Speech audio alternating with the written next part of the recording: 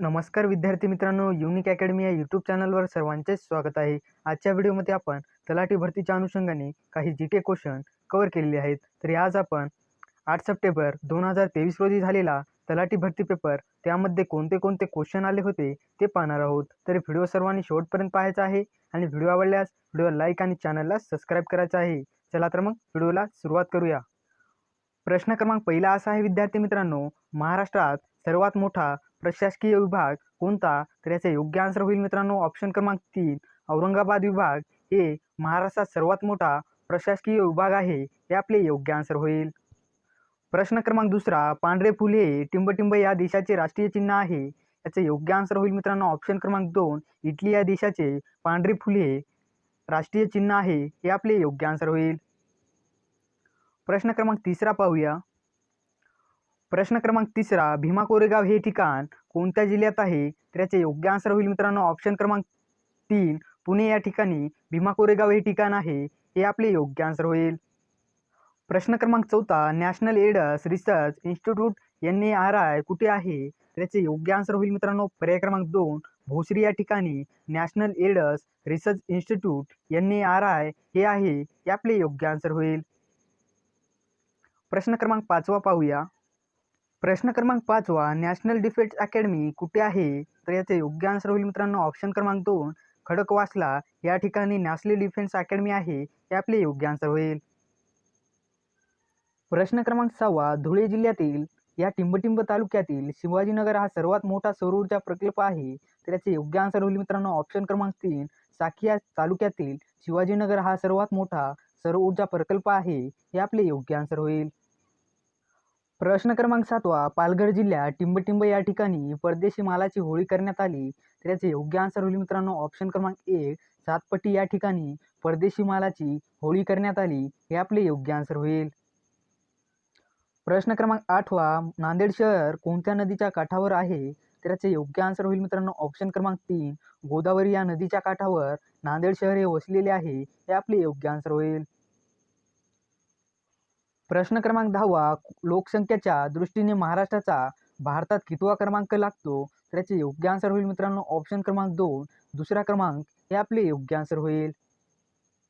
प्रश्न क्रमांक 11, खालीलपैकी कोणती नदी अरबी महासागरामध्ये जाऊन मिसळते? तर याचे योग्य आन्सर होईल मित्रांनो ऑप्शन क्रमांक 2 नर्मदा नदी ही अरबी महासागरामध्ये जाऊन मिसळते. हे आपले योग्य आन्सर होईल. प्रश्न क्रमांक 12, पृथ्वी स्वतःभोवती गोल फिरते हा शोध प्राचीन काळी कोणत्या व्यक्तीने लावला?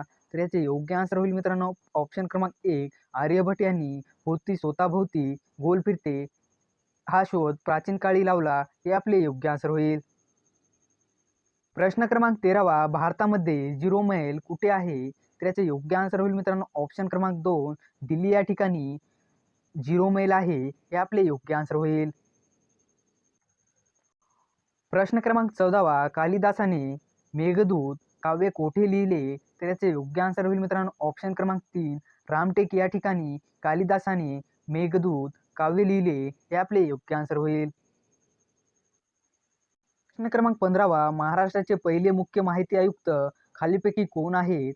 त्याचे योग्य आन्सर होईल मित्रांनो ऑप्शन क्रमांक 3 डॉक्टर सुरेश जोशी हे महाराष्ट्राचे पहिले मुख्य आयुक्त आहेत. हे आपले योग्य आन्सर होईल. प्रश्न क्रमांक 16, ययाती या कादंबरीचे लेखक खालीलपैकी कोण आहेत? तर याचे योग्य आन्सर होईल मित्रांनो ऑप्शन क्रमांक 2 वि. स. खाडेकर हे ययाती या कादंबरीचे लेखक आहेत. हे आपले योग्य आन्सर होईल. प्रश्न क्रमांक 17, बहादूर शाह जफर यांचा मृत्यू खालीलपैकी कोणत्या वर्षी झाला होता? तर याचे योग्य आन्सर होईल मित्रांनो ऑप्शन क्रमांक 2 सन 1862 साली बहादूर शाह जफर यांचा मृत्यू झाला होता. हे आपले योग्य आन्सर होईल.